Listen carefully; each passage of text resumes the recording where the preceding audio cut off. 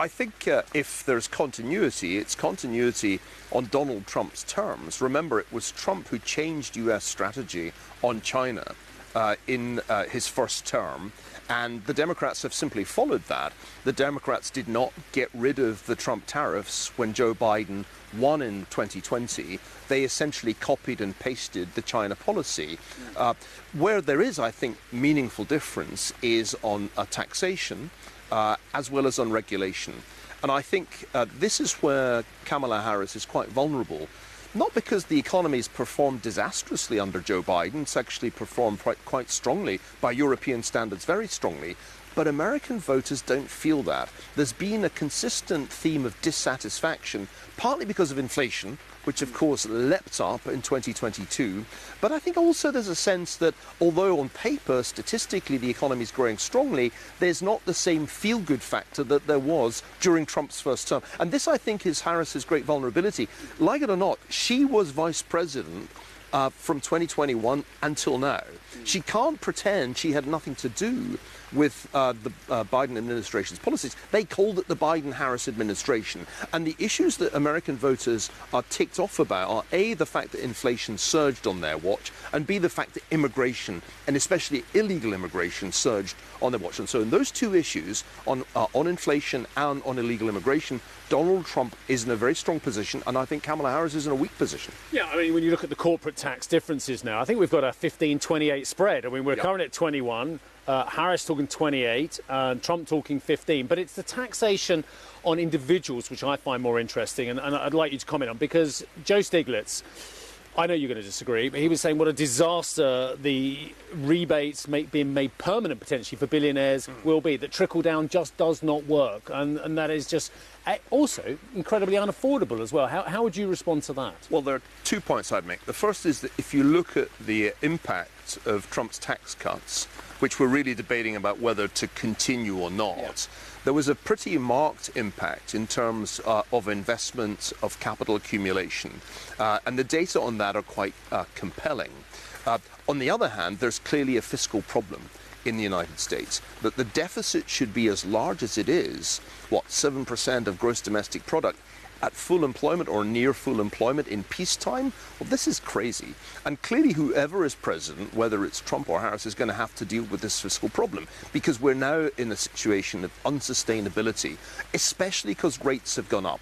One of the problems about the great inflation mistake of 2021, 2022, a mistake by both the Biden administration and the Federal Reserve, is that it has likely left interest rates higher than in the period prior to the Biden presidency. And those higher rates feed through into higher debt service payments on a federal debt that's now around 100% of gross domestic product. That's the problem. Whoever is president is going to have to deal with that. Now, Trump is not going to deal with it by raising direct taxes. I think Harris would deal with it by raising taxes. Trump's argument is, I can deal with this by raising the growth rate. And he's got, in some sense, an argument to make there, because the economy under Trump performed well in the sense that it both grew and it wasn't inflationary. And I think that's really Trump's central message. Are you better off today than you were 4 years ago, was the Ronald Reagan question. If you ask that question of voters today, because of the impact of inflation, the answer for many of them is no, especially in swing states. I think you've answered my next question, which is about can the Americans or can the US economy afford either? And there are questions about both, but you think there's a good chance on the growth side on Trump's scenario. Let me ask you one more question. There are a lot of Americans, and certainly from one part of the political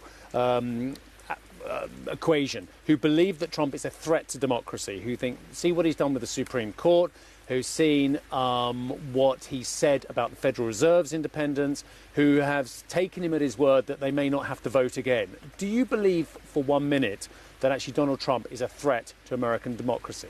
I don't. And I think this whole argument that Donald Trump was going to end democracy and establish some kind of American fascism was blown up because of the way his first term went. Remember, all these things were said in 2016, that Trump would be a tyrant. Yeah, I remember, he knows what he's doing this time remember round, my good friend Andrew Sullivan making this point in 2016, if we vote for Trump, it's the end of democracy, and it wasn't. The great weakness, in my view, of Trump's case has always been his conduct on January 6, 2021, and his attempt to overturn the outcome of the 2020 election. This, I thought, was the end of his political career. I was dead wrong. He's back. And I think the key point that one has to make here is that the system contained Trump's impulses in 2020, 2021 successfully, and I think it would contain them again if he were to be only the first person since Grover Cleveland to have 2 non-consecutive terms as president. The problem with the Democratic claim that he's a threat to democracy is that for many ordinary voters it sounds overdone, and I think they're gradually realizing that this is not as compelling an argument as it was back then, because voters have seen a Trump presidency, and it wasn't Mussolini, and it certainly wasn't Hitler. The other thing I'd say is that it's not a threat to democracy for Donald Trump to appoint conservatives to the Supreme Court. Sorry, it's a threat to the Constitution for Democrats to say that they're going to change the way the Supreme Court works or pack it with their own appointees. I've got literally 10 seconds. Are you happy that he's got immunity for executive actions? I don't think that's the big issue that Democrats would like it to be, quite frankly. And I think much of this talk about a threat to the Constitution is hypocrisy. The people who want to change the American Constitution are on the American left, not on the American right.